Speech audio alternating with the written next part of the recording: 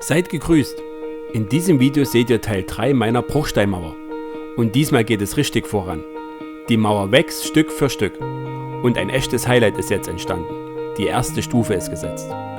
Die Idee dazu kam von meiner Frau, um die Mauer etwas aufzulockern und nicht einfach nur gerade hochzuziehen.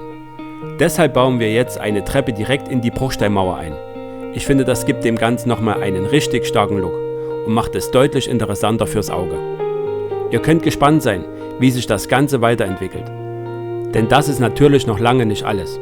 Es kommen noch weitere Teile, in denen ihr den Fortschritt Schritt für Schritt verfolgen könnt.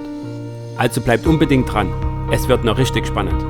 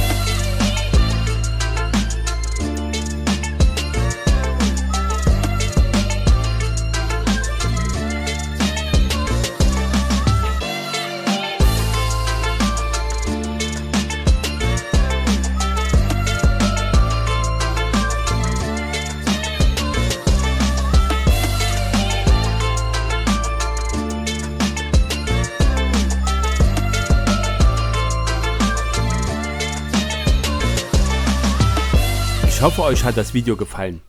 Wenn ja, lasst mir gerne ein Like und einen Kommentar da und abonniert meinen Kanal, damit ihr die nächsten Teile nicht verpasst.